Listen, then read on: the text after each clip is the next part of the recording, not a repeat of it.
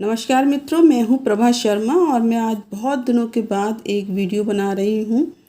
ये पुस्तक स्पर्श है कक्षा 9 की हिंदी बी कोर्स की।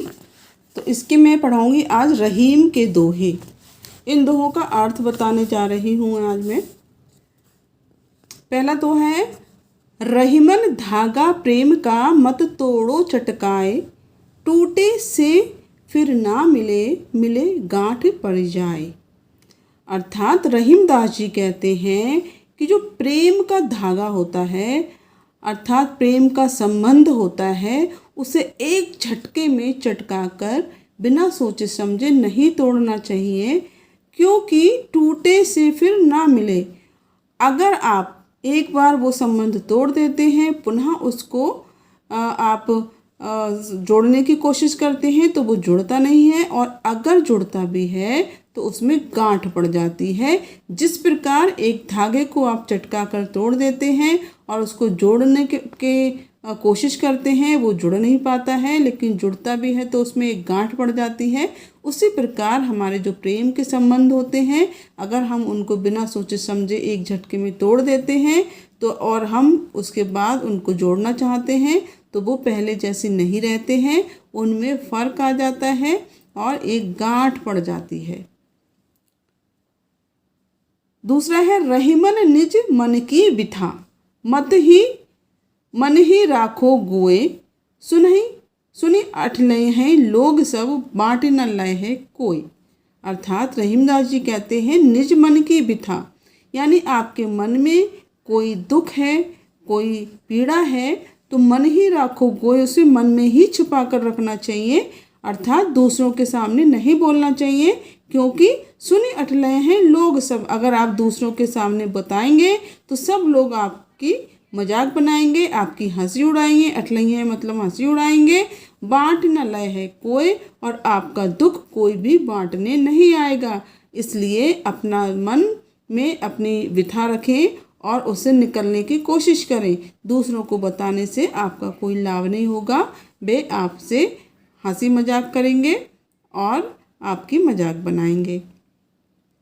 एक साधे सब सदे, सब साधे सब जाए, रहीमन मूल ही सींच वो, फूले फले अघाए।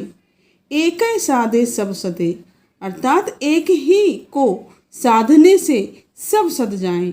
रहीमदास जी कहते हैं, हमें ऐसा कार्य करना चाहिए कि जो एक कार्य करने से बाकी जो और भी काम हैं वो भी पूरे हो जाएं।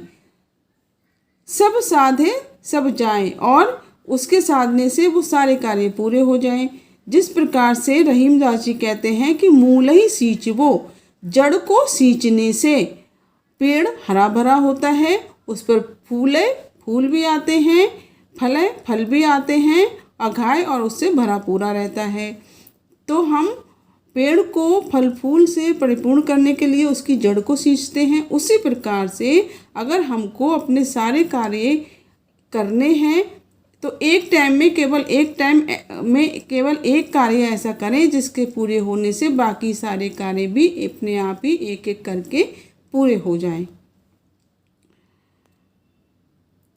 चित्रकूट में रमी रहे, रहीमन अबध नरेश, जा पर विपदा पड़त है, सो आवत यही देश। रहीमदास जी कहते हैं, चित्रकूट में रम रहे, चित्रकूट में आकर बस गए थे। कौन? अवध नरेश, यानी भगवान राम चित्रकूट में आकर रहे, जो जंगल में है। तो ऐसी जगह पर कौन आकर रहता है? जहाँ पर विपदा पड़त है, जो विपत्ति में आता है, जो संकट होता है जिसके ऊपर, सो आवत यही देश। तो इस प्रकार के देश में वही रहने आता है जहाँ पर किसी के ऊपर संकट आता है या विपत्ति आती है। तो इसीलिए भगवान राम अपनी माता पिता की आज्ञा से वन में गए थे। वन में ही चित्रकूट नामक एक सुंदर जगह में उन्होंने अपना वास किया था। इसीलिए रहीमदास जी कहते हैं कि यहाँ पर अयोध्या के राजा नरेश आकर रहे थे। जो वनों में वही रहता है आकर जिसके ऊपर विपत्ति पड़ती है।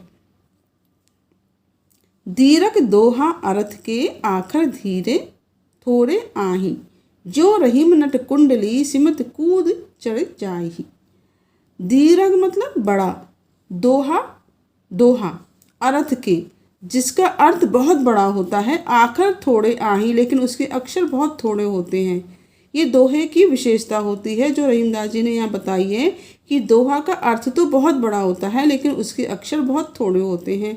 जो रहीम नट कुंडली, रहीमदास जी कहते हैं जिस प्रकार से एक कुंडली में से जो नट होता है वह उस एक छोटी सी कुंडली में से सिमट कर, सिमटी मतलब अपने आप को, अपने शरीर को सिमटा कर और संतुलित करके उस कुंडली में से, छोटी सी कुंडली में से निकल जाता है और कूद कर चढ़ जाए और कूद कर ऊपर तार पर चढ़ जाता है। उसी प्रकार जो दोहा होता है वो देखने में छोटा होता है लेकिन जब उसका हम अर्थ निकालते हैं तो बहुत बड़ा अर्थ निकलता है उसका। उसी प्रकार से जिस प्रकार एक छोटी सी कुंडली में से जो नट जब निकलता है तो सिमट कर निकलता है, छोटा होकर निकलता है, लेकिन जब ऊपर कूद कर चढ़ता है तो एकदम बड़ा दिखाई देता है।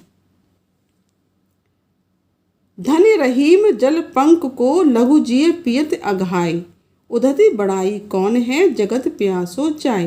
रहीमदास जी कहते हैं धन्य है वह जल पंक को, यानी जो सरोवर का कीचड़ से भरा हुआ जल होता है वह धन्य है, क्योंकि लघु जिए पियत अघाय पर, छोटा होने पर भी उसके जल से पीकर लोग अपनी प्यास बुझाते हैं।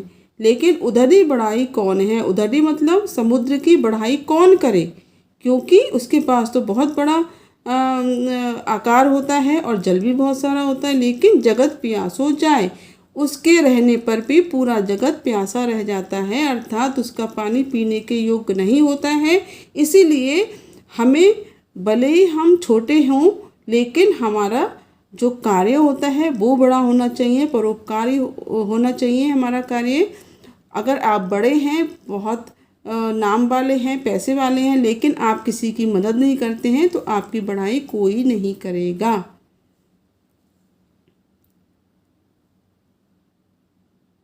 वीडियो बहुत लंबी ना हो इसलिए मैं आज आपको आधे दोहों की वीडियो बना रही हूँ। अगले वीडियो में आपको आगे के दोहे की वीडियो बनाऊँगी।